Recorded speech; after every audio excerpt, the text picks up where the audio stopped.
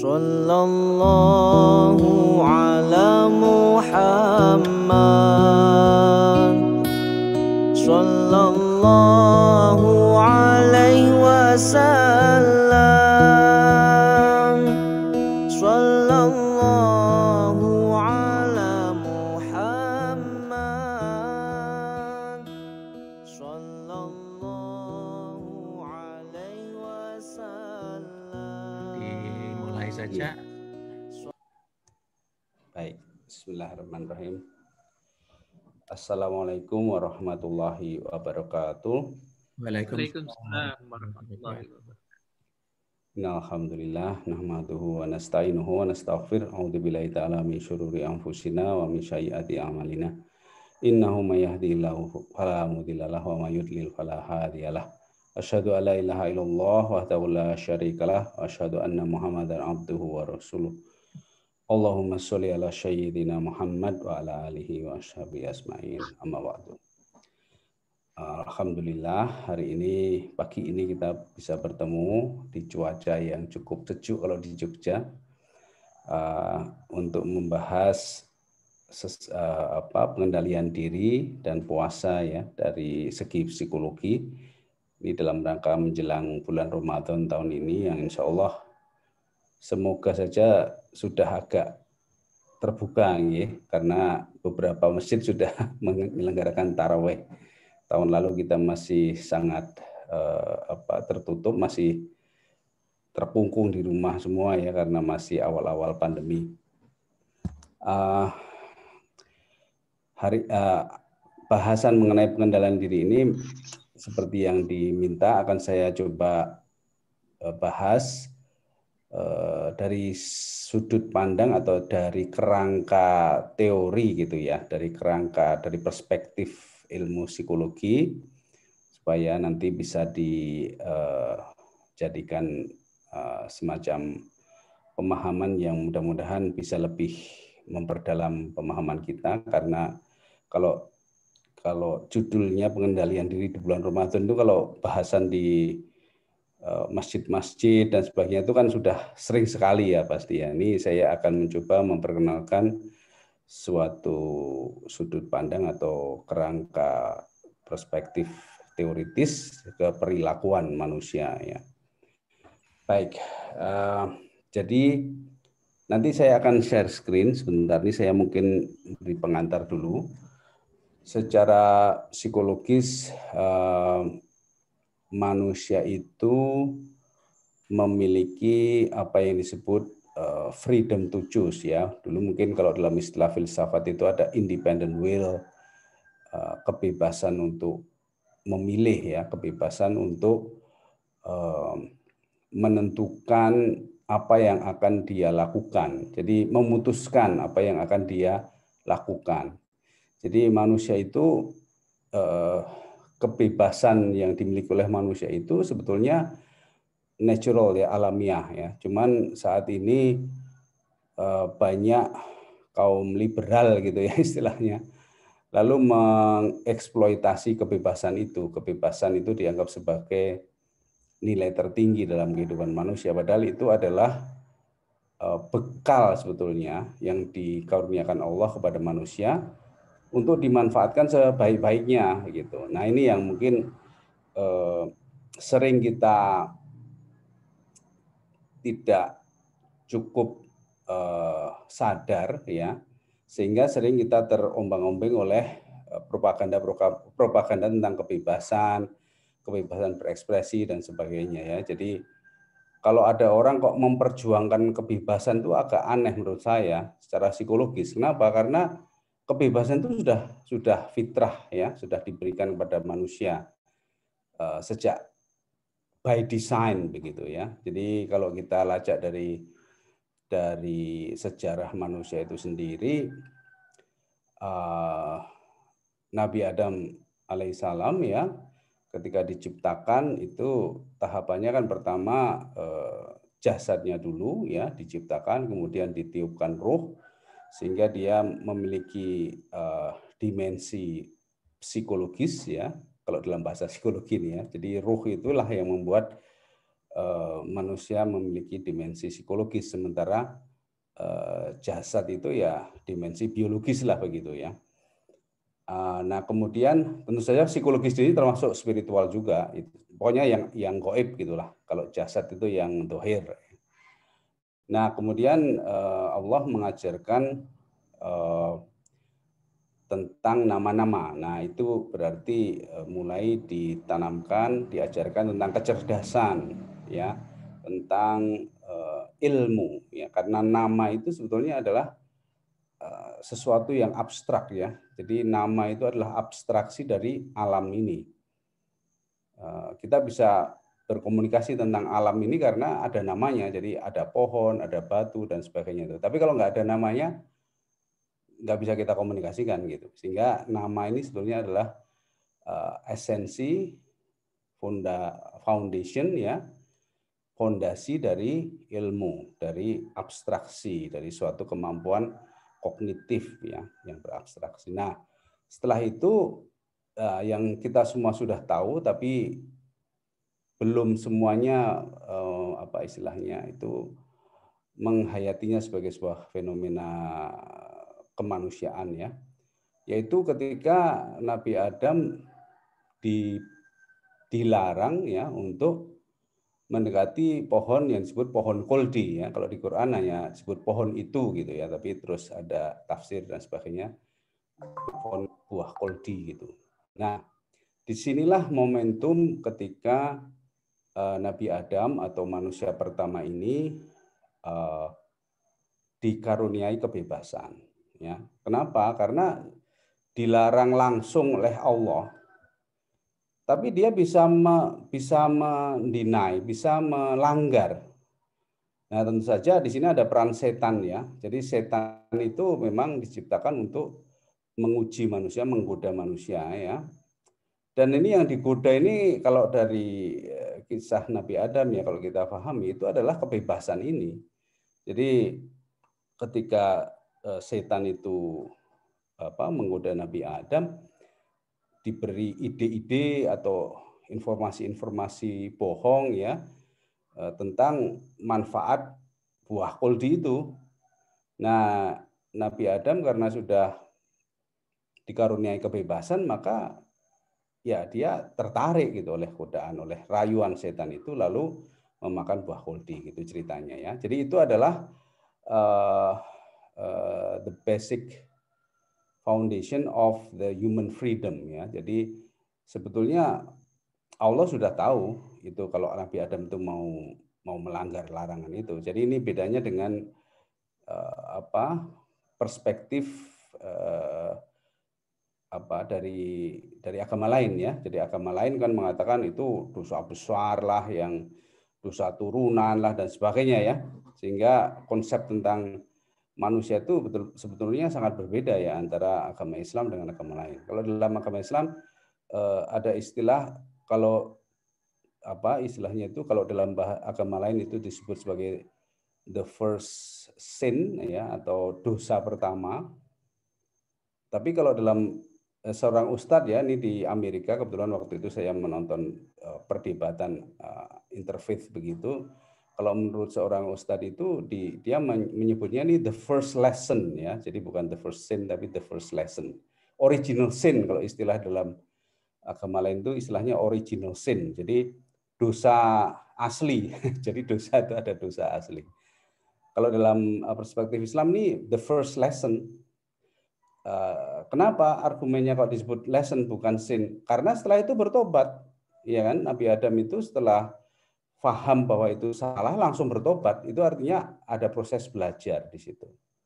Nah, disinilah maka yang namanya manusia itu tidak perlu memperjuangkan kebebasan karena dia itu sudah bebas sejak lahir, sejak diciptakan. Dia itu memang diciptakan dalam keadaan bebas.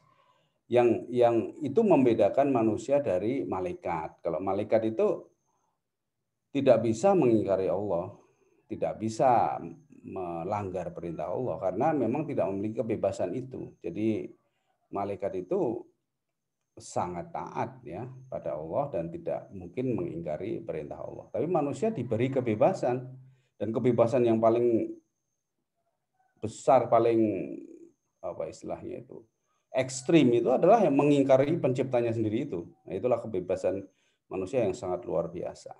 Namun demikian, maksud dari maksud dari diberinya kebebasan pada manusia ini sebetulnya di balik itu adalah hikmahnya adalah bahwa manusia itu harus bertanggung jawab. Dia harus mempertanggungjawabkan apa yang dia lakukan karena itu pilihan dia sendiri. Makanya dalam ayat-ayat Quran mengenai musibah itu salah satu yang cukup jelas di situ ketika setelah perang Uhud ya itu kan kaum muslimin bertanya-tanya kenapa musibah ini terjadi pada kami gitu ya. Lalu di ayat selanjutnya Allah menjawab bahwa sesungguhnya musibah itu datang dari dirimu sendiri. Jadi manusia ini memang hidup di dunia ini adalah penuh dengan ujian, penuh dengan masalah, penuh dengan musibah. Itu adalah satu dinamika kehidupan yang alamiah sebetulnya dalam kehidupan manusia di dunia ini. Nah, itu fungsinya apa? Untuk menguji. Karena manusia itu dikaruniai, dibekali oleh kebebasan untuk memilih, maka dia harus memanfaatkan kebebasannya ini sebaik mungkin ya dalam menjalani ujian-ujian itu. Gitu. Jadi ujian dengan kebebasan itu adalah istilahnya pasangannya ya. Jadi bagaimana kita mensikapi apa yang kita alami di dunia ini itu terserah kita dan akibat dari sikap kita itu juga akan berdampak pada diri kita. Misalnya kita ingkar ya, kufur nikmat misalnya. Dan akibatnya kita sendiri. Sebabnya kita sendiri karena kufur itu pilihan. Kufur atau syukur itu kan pilihan.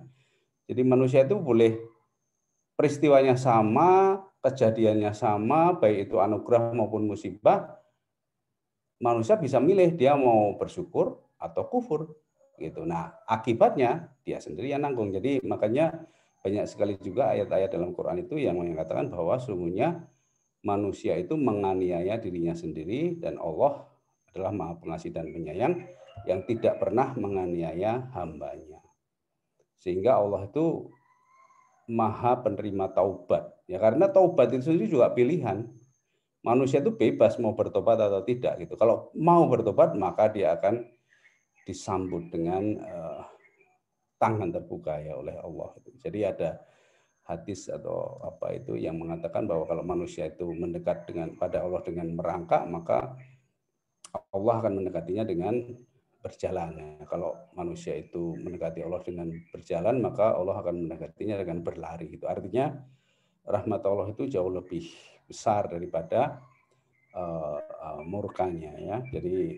Jadi itu esensi dari kebebasan. Jadi ini yang pertama kali harus kita sadari dan juga dalam khasanah psikologi kebebasan ini bisa menjadi penyebab ya atau isu tentang kebebasan itu bisa menjadi penyebab gangguan mental ya. Apa istilahnya itu ketika manusia itu mengingkari atau tidak menyadari kebebasannya untuk memilih, maka dia akan menyalahkan orang lain. Dia akan menyalahkan lingkungan, menyalahkan nasib, menyalahkan bunda mengandung, ya, menyalahkan sistem dan sebagainya. Dan itu akan membawa kepada kegelisahan, kecemasan, amarah, mungkin ketakutan juga, kecemasan. Jadi berbagai macam masalah psikologis itu akarnya sebetulnya juga pada ketidaksadaran atau ketidakfahaman tentang kebebasan ini. Nah, di situ makanya banyak wisdom ya di dalam budaya kita, dalam khasanah tradisional kita bahwa ya secara singkat itu dibilang yang namanya bahagia itu ada di hati gitu ya. Jadi bukan tergantung lingkungan, bukan tergantung pengalaman, kondisi, tapi bagaimana hati kita mensikapi segala macam kehidupan yang ada di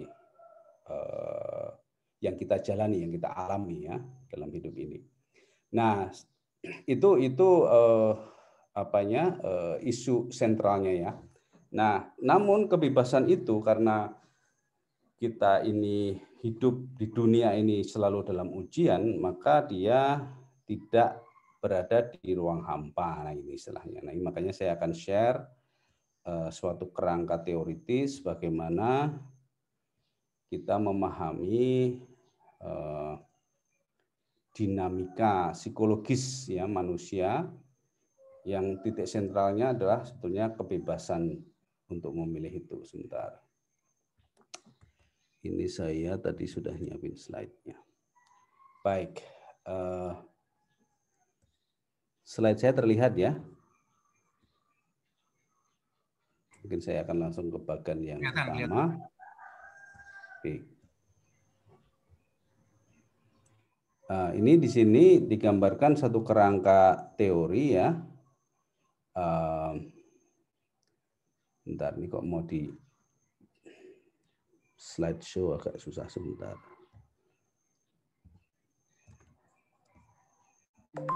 Baik, jadi ini kebebasan dan istilahnya planet-planetnya begitulah ya. Kalau dibilang kebebasan itu sebagai satelit-satelitnya.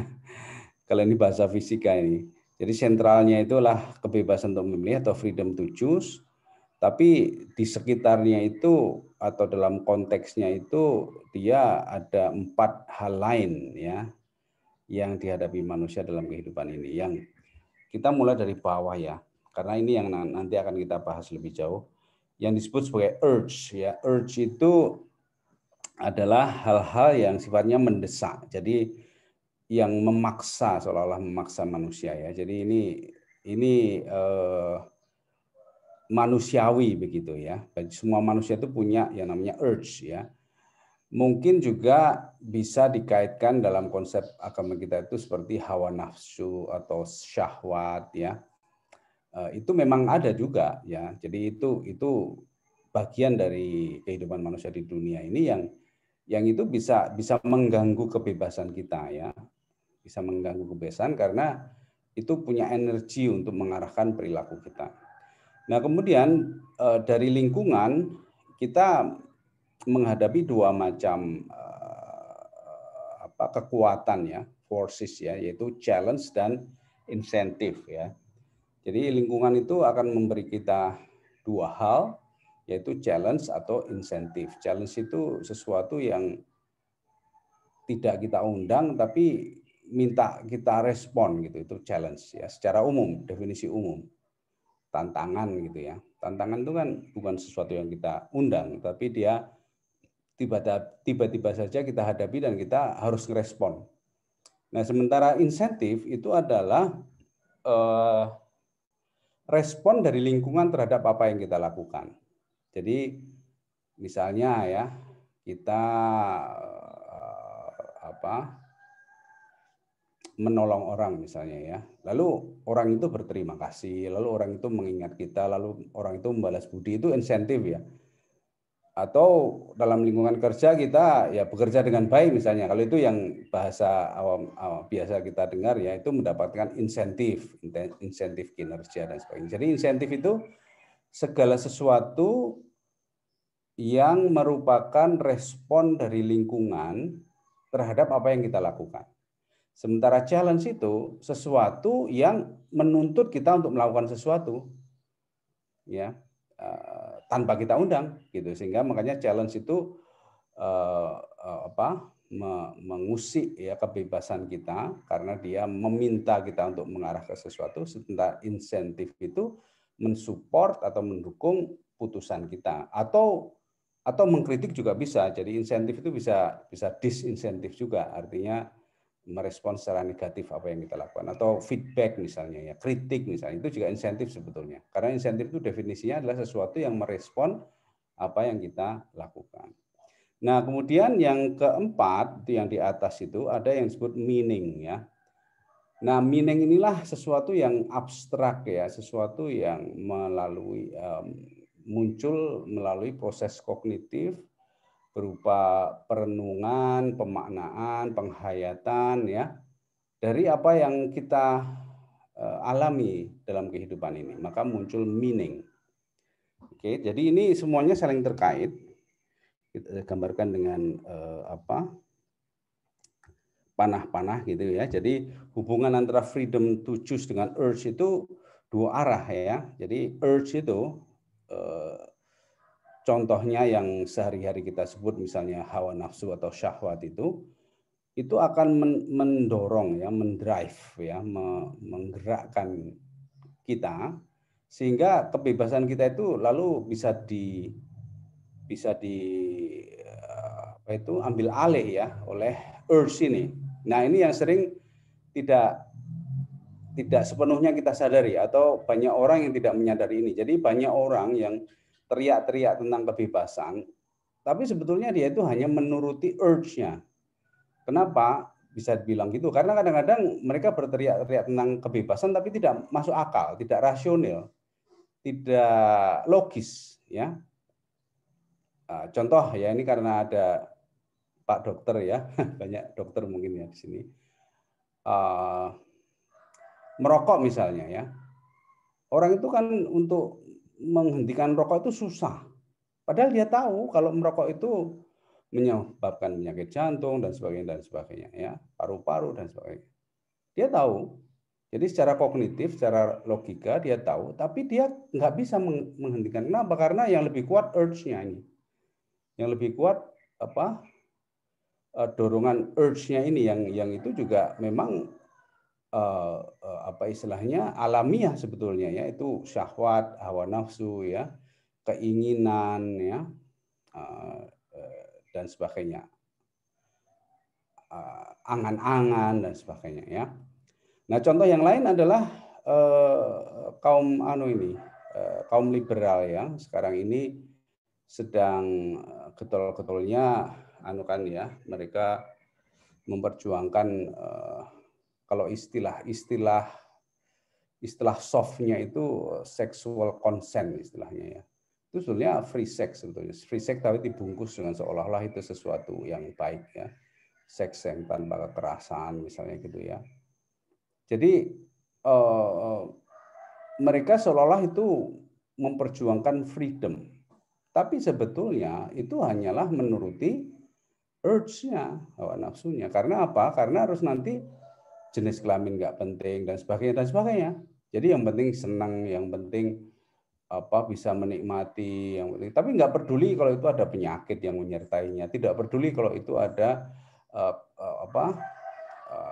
destruksi sosial ya, misalnya terus di samping penyakit juga tidak terjadi proses regenerasi atau tidak memiliki keturunan dan sebagainya. Ini banyak sekali negara-negara maju yang mempropagandakan kebebasan tetapi mulai gelisah dengan penurunan populasi ya.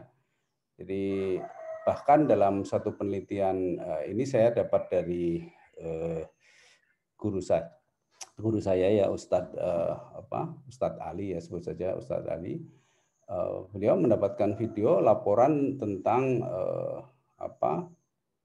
fenomena bahwa di kalangan warga manusia istilahnya ya, ras ya, di kalangan ras kulit putih ya, itu terjadi penurunan jumlah sperma sampai 50%. Sementara itu tidak terjadi pada ras-ras yang lain, misalnya orang Asia, orang Indonesia, atau orang Melayu, orang hitam dan sebagainya, itu enggak terjadi. Tapi pada ras kulit putih terjadi. Jadi ini mengancam mereka. Mereka mulai khawatir, ini jangan-jangan mau punah nih ras kulit putih ini yang selama ini merasa superior, lalu membanggakan kebebasan, ya, demokrasi dan sebagainya itu sebagai jargon-jargon seolah-olah itulah kemajuan dan sebagainya. Tapi ini pemaknaan kebebasan di sini miss ya, artinya tidak akurat, karena sebetulnya yang mereka perjuangan itu adalah urge ya. Urge itu ya hedonisme ya, kesenangan sesaat dan sebagainya, termasuk juga LGBT dan sebagainya itu. Ya, jadi mereka sebetulnya sudah menemukan ya indikator-indikator permasalahan yang terjadi dalam masyarakat mereka, tapi mereka tidak tidak menjadikannya pelajaran ya untuk bisa merenungkan kembali apa yang selama ini mereka perjuangkan, yaitu kebebasan yang tanpa batas atau kebebasan yang dimaknai sebagai melakukan apa saja yang saya suka itu. Padahal kebebasan itu sendiri sebetulnya bukan hal yang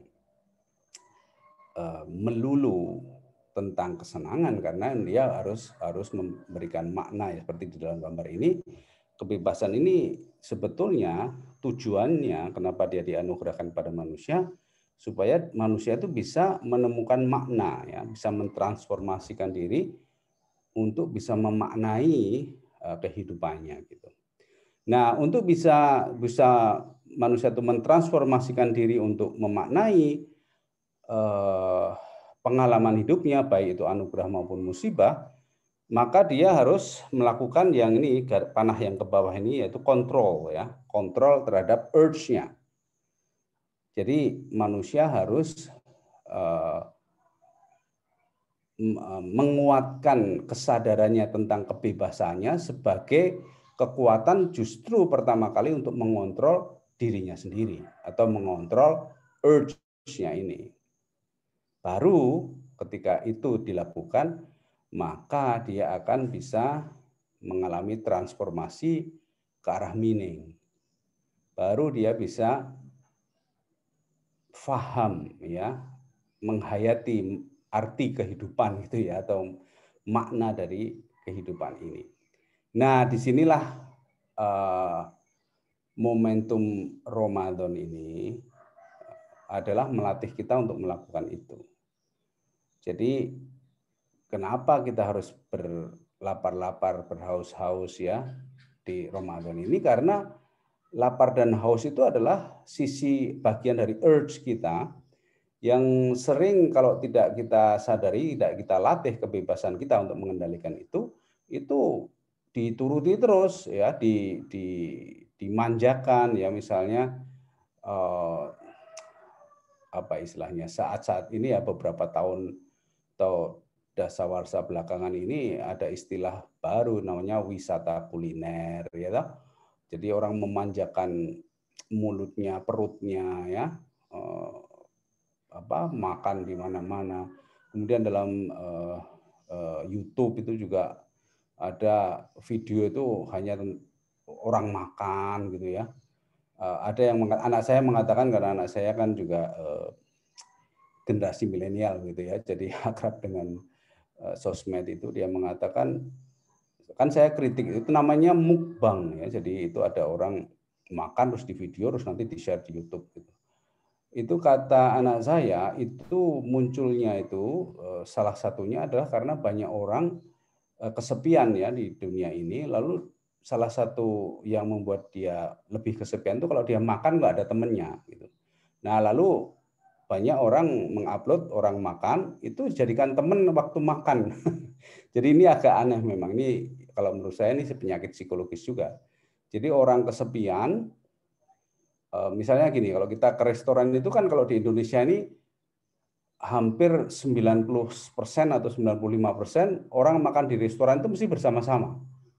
Jarang orang makan di restoran kok sendirian gitu ya. Tapi kalau di negara-negara Barat ya, entah di Jerman, di Amerika, Eropa, Inggris lah kalau lebih ya, itu banyak orang itu di restoran itu makan sendirian. Di Jepang juga mengalami hal yang kurang lebih sama ya, kesepian ini. Yang namanya loneliness pandemi ya. Jadi sebelum pandemi COVID ini di Eropa dan Amerika itu terjadi yang namanya pandemi loneliness. Jadi orang-orang itu kesepian gitu. Padahal mereka mempropagandakan kebebasan berekspresi ya, seolah-olah itu suatu. Nah, ini mereka adalah orang-orang yang sebetulnya didorong oleh urge ya.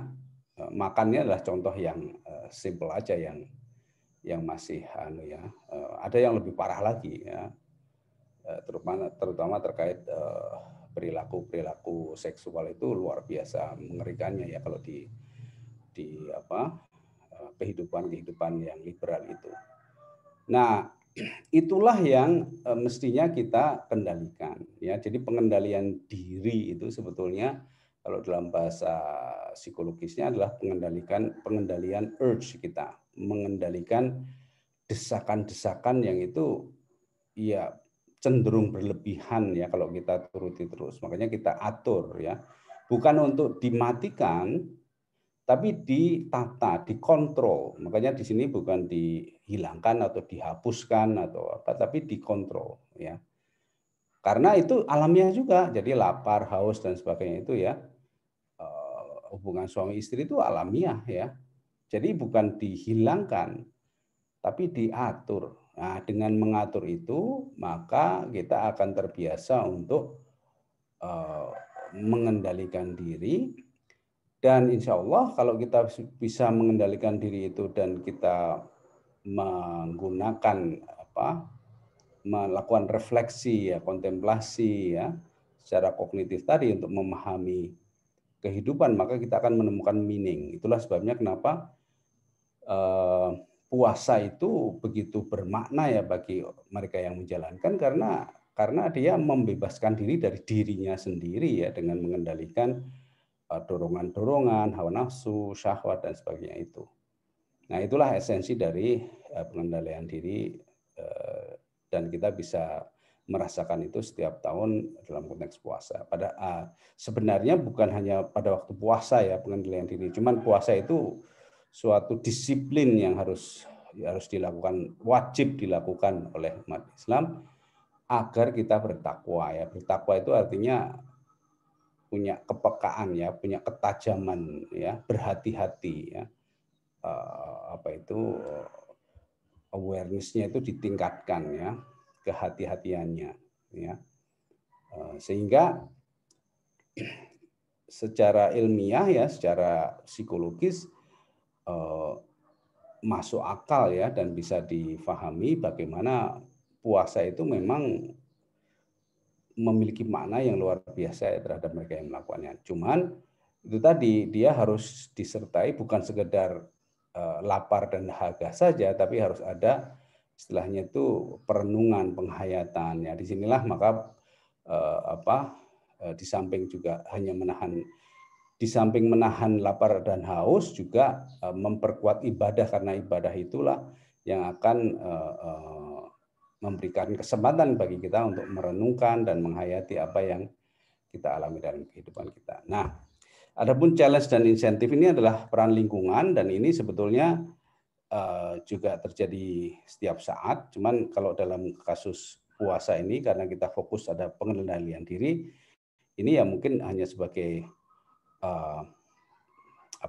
pelengkap ya, atau sebagai bukan fokus utama lah dalam pengendalian diri, tapi ini juga bisa mempengaruhi karena misalnya puasa tapi masih tetap harus kerja, itu artinya kan challenge ya. Tapi juga kita juga mendapatkan insentif ya, atau istilahnya itu respon yang positif juga ya dari lingkungan. Nah, kalau kita berpuasa itu orang biasanya lebih menghargai kita, menghormati kita dan sebagainya. Tidak misalnya orang yang biasa celelean atau apa ya, teman-teman itu kalau pas puasa kan menahan diri, sehingga ada insentif juga dari lingkungan atau orang jadi lebih menghormati kita dan sebagainya kalau kita berpuasa. Ini kurang lebih begitu, itu kembangannya saja. Tapi ini secara struktur ini sebetulnya adalah kerangka dinamika psikologis dari kehidupan kita setiap saat ya. Cuman puasa itu memperkuat ya sisi pengendalian diri tadi, sehingga kita tidak terkuasai atau terkendalikan oleh urge kita, tidak dikendalikan oleh urge kita, sehingga kita menyadari mana yang itu harus dibatasi dan mana yang harusnya cultivate ya, dikembangkan ya, yaitu meaning itu.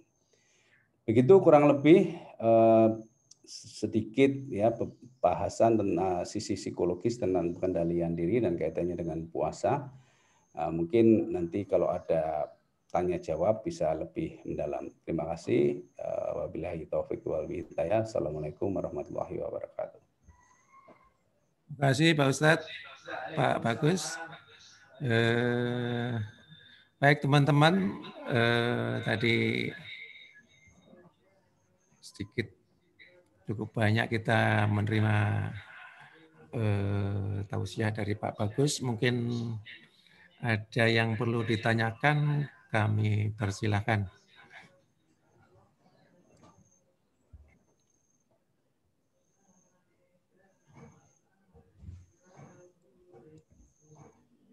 Ternyata sudah hampir 1 jam, tak kira baru setengah jam ini tadi. Cepat sekali waktu berlalu. Ada teman-teman? Silakan kalau ada yang mau ditanyakan. Saya boleh tanya, Pak Hendri, Pak Hendri. Monggo, Mak Ari, silakan. Assalamualaikum Ustaz. Waalaikumsalam. Bagus Riono, luar biasa pelajaran approach psikologi di dalam pemahaman terhadap agama ini. Saya baru sekali ini seperti ini. Pertanyaannya saya gini, tadi Pak Bagus menjelaskan tentang arti kebebasan yang bukan fitrah manusia dan kemudian kebebasan yang diminta oleh manusia sehingga terjadi bias, sehingga terjadi destruksi karena kebebasan yang dituntut itu ternyata tidak sesuai dengan fitrahnya yang diberikan oleh Allah. Jadi sebetulnya di sini jelas bahwa Al-Quran ya, Pak Bagus ya, referensi utamanya adalah Al-Quran ya, Pak Bagus. Yang ingin Pak Bagus sampaikan bahwa dari awal dari Adam terus sebagainya tadi the first lesson dan the first sin yang artinya dan taubat. Jadi sebetulnya saya masih belum bisa menangkap Pak Bagus yang di sini ada unsur kontrol sehingga terjadi insentif. Apakah itu adalah suatu pola yang Allah ciptakan sehingga memang kita itu harus melalui siklus seperti itu ya Pak Bagus. Terima kasih Pak Bagus. Baik. Aja Pak Bagus. Aku aceh ya. Baik. Ya, pertanyaan yang bagus sekali ya. Jadi mungkin saya perlu menjelaskan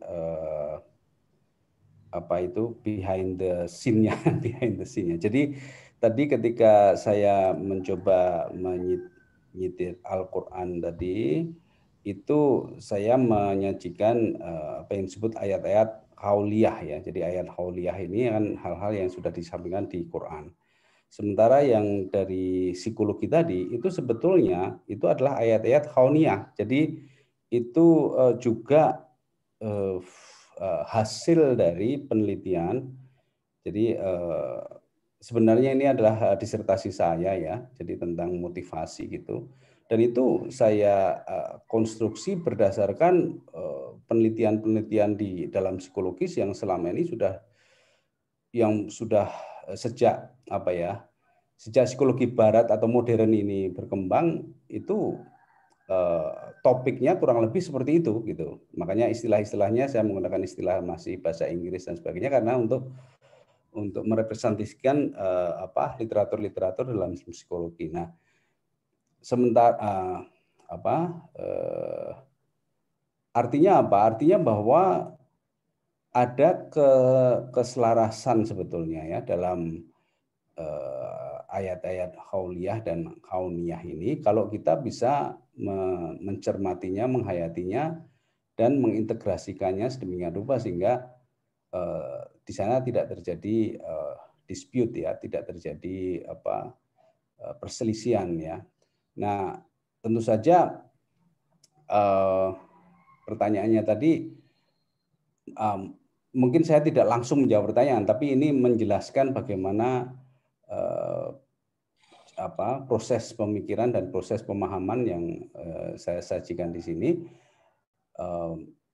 Ya, artinya bahwa kalau memang itu ada ayat hauliyah dan kauniyah yang bisa kita integrasikan, artinya ya itu memang ayat-ayat Allah begitu ya. Artinya memang itulah desain yang insya Allah itu merepresentasikan desain yang memang diciptakan Allah terhadap kehidupan kita ini gitu. Sehingga dengan kita berdasarkan kerangka pikir seperti itu, insya Allah kita ya menjalani kehidupan ini tidak mengalami dualisme ya, karena kadang-kadang kalau kita hanya berhenti pada ilmu-ilmu sekuler ya, ilmu-ilmu psikologi yang tidak kita rekonstruksi kembali, maka banyak orang itu yang berhidup itu hidup itu dijalani dengan dualisme. Misalnya kalau sedang ibadah ya dia berdasarkan Quran, kalau dia sedang di dalam profesinya dia berdasarkan ilmu-ilmu yang ya belum tentu sejalan dengan Quran itu. Nah, inilah suatu pendekatan yang mungkin dalam khasanah ilmu psikologi disebut pendekatan psikologi Islam gitu ya. Bagaimana merekonstruksi ya hasil temuan-temuan science, psychological science ya, atau psikologi sebagai sains itu lalu kita maknai lebih dalam lagi. Nah, itu tadi termasuk salah satu contoh yang besar tadi masalah kebebasan tadi. Jadi kalau dalam ilmu psikologi yang belum dibersihkan dari paham-paham liberal dan sekularisme dan hedonisme itu memang dia tidak memisahkan antara freedom dengan urge ya.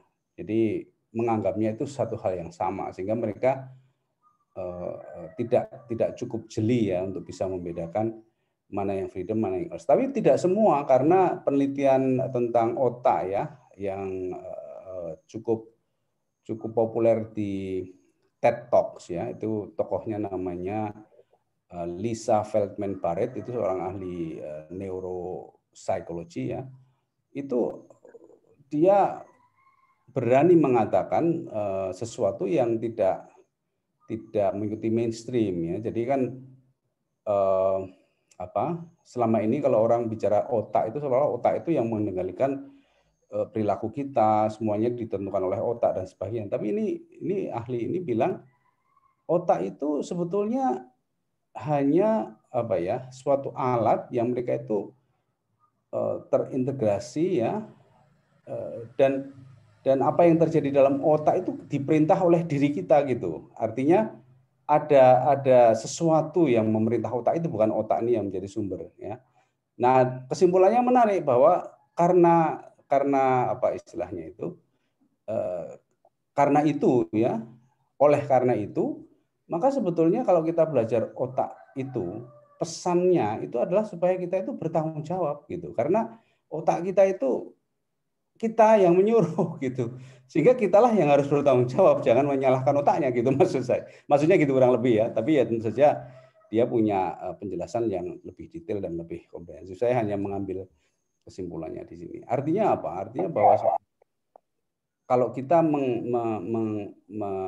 mengkaji, membangun ilmu itu secara ilmiah tetapi komprehensif, mendalam, maka kita akan menemukan maksud Allah ya, atau desain Allah itu. Dan ini juga mungkin bapak-bapak ini banyak yang dari ilmu biologi juga, mungkin ada yang biologi. Itu di Amerika pun ada gerakan namanya intelligent design itu ya. Jadi ilmuwan-ilmuwan yang sudah betul-betul tulus dan mendalami keilmuan, akhirnya dia menemukan bahwa sebetulnya fenomena alam semesta ini ada desainnya gitu kurang lebih. Jadi kurang lebih begitu Pak. Saya hanya berusaha merespon dengan berbagai informasi supaya bisa menjawab apa yang ditanyakan. Mudah-mudahan bisa dipahami. Terima kasih ya bagus. Terima kasih banyak. Matur nuwun. Ada lagi?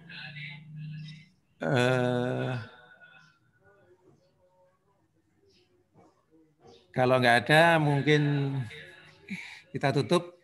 Pak Bagus, monggo di closing statement sekaligus menutup doa. Nah, Indri saya boleh tanya. Oh, monggo. Pak Bagus, Riono, terima kasih. Jadi apa yang dikemukakan beliau pagi ini kelihatannya ada sinkronisasi ceramah Prof. Shihab seminggu yang lalu. Jadi FKKMK mengundang Prof. Shihab dengan putrinya itu untuk memberikan ulang luhur. Kemudian saya mengikuti, beliau salah satu mengatakan bahwa ajaran di Al-Quran itu kita ini diturunkan sebagai khalifah, bukan sebagai keturunan Adam yang punya dosa turunan. Nah, itu ini penting sekali secara psikologis karena beda nanti memaknai hidup. Jadi kita bukan nun sewu ya, kasarannya bukan domba yang tersesat, tetapi kita sebagai khalifah. Nah, monggo Pak Bagus Riono saya kok senang sekali ini ulasannya bagus dan saya sering diskusi sama istri saya. Monggo, terima kasih. Matur nuwun. Baik, jadi ini kebetulan saya juga beberapa waktu belakangan ini melacak paham feminisme yang nampaknya ini agak cukup keras ya di masyarakat kita suaranya ya. Dan ternyata ternyata ketika dilacak feminisme itu kenapa? Itu sebabnya karena dia nggak terima jadi itu tadi domba yang tersesat itu atau lebih tepatnya lagi kalau kita gali lebih dalam lagi. Jadi menurut cerita original sin itu ya, jadi kita itu sebagai manusia itu punya dosa turunan dari Nabi Adam itu lebih tajam lagi, itu dibilang bahwa yang sebetulnya yang tergoda itu Siti Hawa, Eve gitu. Jadi ceritanya kalau di pihak mereka itu Nabi Adam digoda setan tidak tergoda. Lalu Siti Hawa digoda setan tergoda. Nah, lalu Siti Hawa menggoda Nabi Adam atau membujuk Nabi Adam, akhirnya Nabi Adam terjebak di dalam dosa itu. Sehingga sumber masalahnya itu wanita gitu. Nah, ini luar biasa ya, dampak psikologis, bukan hanya psikologis tapi juga sosial, politik, hukum juga, karena sekarang itu ada istilah hukum feminis dan sebagainya ya. Jadi para wanita ini, tapi sebetulnya itu lalu berdampak kepada sistem masyarakat di Eropa ya. Bahkan di abad 19 itu ada sejarah di Inggris itu ada pasar istri. Jadi suami-suami sudah bosan sama istrinya itu menjual istrinya di pasar. Begitu, dan itu menurut catatan sejarah itu lebih murah daripada menceraikan istrinya. Kalau menceraikan istrinya dia harus menjamin kehidupan dan sebagainya. Tapi kalau dijual maka dia untung, dia dapat uang, istrinya lepas gitu. Jadi betul-betul faham tentang original sin itu, faham tentang bahwa yang digoda itu adalah Siti Hawa yang akhirnya menjerumuskan Adam itu sangat buruk dampaknya dalam masyarakat Eropa ya, Eropa Barat ya, Barat Eropa, Amerika juga sebetulnya ya, tapi utamanya itu dari Eropa karena itu berkembangnya di Eropa. Nah, maka karena penolakan terhadap itu, maka para wanita ini lalu membuat gerakan feminisme yang sampai sekarang masuk di Indonesia cukup gencar ya, dan ada Komnas Perempuan dan sebagainya, itu isinya feminis semua.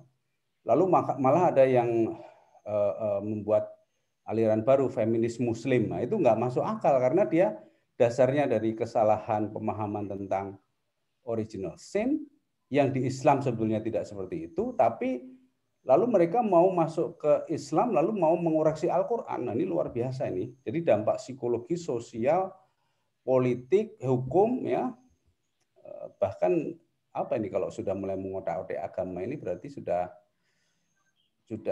apa ya, pengingkarannya terhadap Quran itu terjadi karena kesalahan pemahaman tentang kisah Nabi Adam itu. Jadi sangat luar biasa ya. Dan juga di sisi lain saya pertama kali mendapatkan insight ya tentang kisah Nabi Adam itu dari seorang mu'alaf sebetulnya, yang dia tertakjub ya dengan versi Islam dari kisah Nabi Adam ini, dan dia lalu masuk Islam. Dia seorang profesor matematika, mungkin ada yang pernah lihat juga di YouTube, namanya Jeffrey Lang ya. Jeffrey Lang seorang profesor matematik ya, dia masuk Islam setelah jadi profesor itu karena dia menghayati, dia tadinya seorang penganut agama Kristen yang soleh ya, sehingga dia betul-betul menghayati original sin itu sebagai doktrin utama. Tapi begitu dia belajar dari narasi dari Quran, dia sangat terkesima dan dia merasa lebih damai hidupnya ya, tidak lagi terganggu dengan dosa-dosa turunan dan sebagainya. Jadi ini kisah Nabi Adam itu sangat penting sekali untuk kita fahami dengan benar ya, sebagai sebuah pesan pelajaran bagi manusia, dan itu semua akan dialami manusia secara siklikal ya. Jadi manusia itu selalu berbuat salah, lalu minta bertobat, diampuni, terus nanti dia akan kesandung lagi, berbuat salah lagi, bertobat, diampuni. Itu siklus dalam kehidupan. Tapi kalau orang tidak menyadari itu, maka dia bisa tersesat di dalam kesalahan itu karena dia tidak tahu bahwa itu seharusnya dia belajar dan bertobat gitu. Kurang lebih begitu ya. Terima kasih sekali ini atas penekanannya, dan saya kira ini jadi saya pesankan ya supaya kita jangan terbawa doktrin itu, karena secara sehari-hari misalnya gini, di jalan aja ya, sering kita kalau ada mobil kok delusap-delusup itu, wah sing nyupir wedok misalnya. Itu original sin, itu doktrin original sin. Atau misalnya gini, itu para pejabat itu korupsi karena istrinya. Nah, itu juga doktrin original sin sudah masuk ke dalam benak kita. Padahal kita orang Islam, itu enggak benar. Jadi tidak ada istilah wanita itu lebih nulas atau lebih jahat atau lebih ngawur daripada pria, itu enggak ada dalam Islam. Ya, ini yang mungkin perlu kita bersihkan ya, luruskan ya kesalahpahaman ini. Kan ini doktrin itu luar biasa dampaknya pada kehidupan kita. Demikian Pak, terima kasih atas. Jadi kalau ada sign ke kiri belok ke kanan itu termasuk Pak Bagus ya? Iya betul. Itu kan sering kita merendahkan perempuan gitu. Bahkan kecelakaan pun kebetulan memang yang nabrak itu perempuan, terus dasar perempuan kan gitu toh. itu efek dari doktrin original sin itu. Iya, matur nuwun. Monggo ada yang lain? Ada 10 menit lagi nih. Kalau nggak ada mungkin ditutup Pak Bagus. Sangat bagus sekali pencerahannya. Mungkin di closing statement sekaligus menutup doa. Monggo Pak Bagus. Baik, terima kasih. Jadi sebagai sebagai Muslim ya, kita sebagai umat Islam, nampaknya memang pengendalian diri ini menjadi sangat penting, terutama ya kalau kita kontekskan dalam kehidupan kita saat ini ya, kita umat Islam ini sedang banyak dipancing dengan hal-hal yang itu akan bisa menimbulkan respon yang emosional, respon yang tidak masuk akal dan sebagainya. Bahkan kemarin ada berita teror di Kapolri dan sebagainya itu. Apakah itu benar atau itu rekayasa? Dua-duanya itu adalah provokasi ya terhadap umat Islam, karena selalu yang dituduh sebagai teroris itu selalu umat Islam kan ya.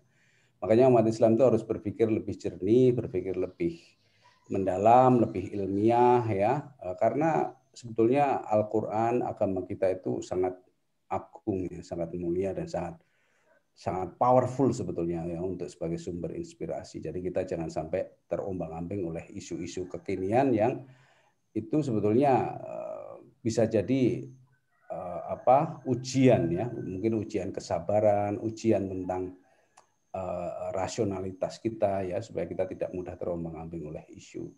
Itu mungkin yang bisa kita ambil hikmah ya dari kajian-kajian yang lebih mendalam. Jadi saya juga sebetulnya dalam proses belajar ya, bahwa ternyata memang Al-Quran itu harus dibaca terus, karena setiap kali kita membaca itu ada, dan artinya tentu saja ya, itu kita akan mendapatkan insight baru, dan insya Allah semakin sering kita insight-nya semakin kuat. Itu jadi semacam nge-charge gitulah.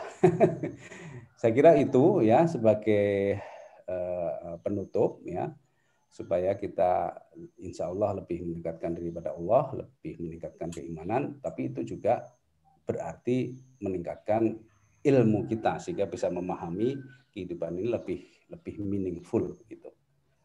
Baik, marilah kita tutup dengan doa selamat ya.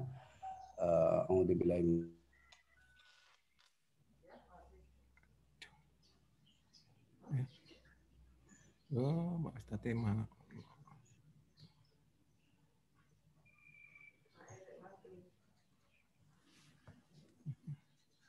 Oh, Pak Ustadz hilang.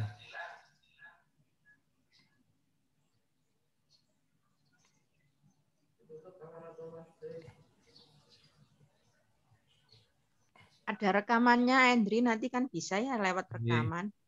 Ada ini, tapi Pak Ustadznya hilang ini ya.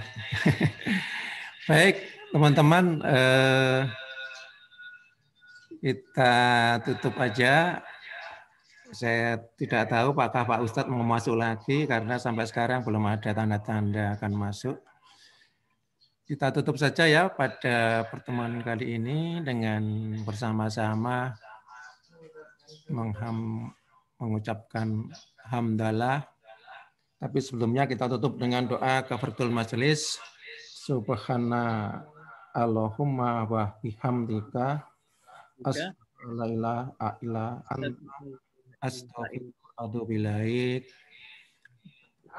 Alhamdulillahirabbil alamin. Sekaligus mengingatkan untuk pekan depan akan diisi oleh Kiai Haji Dr. Asep Zainal Ausob, MA. Beliau adalah dosen agama di ITB. Ini teman-teman ITB mesti kenal ini sama beliau.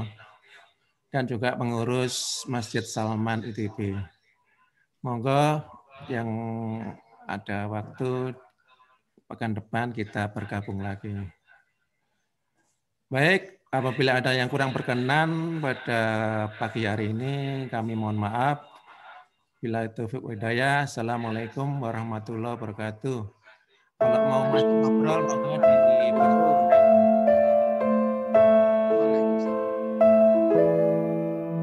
Allahumma rahamna bil Qur'an waj'alhu lana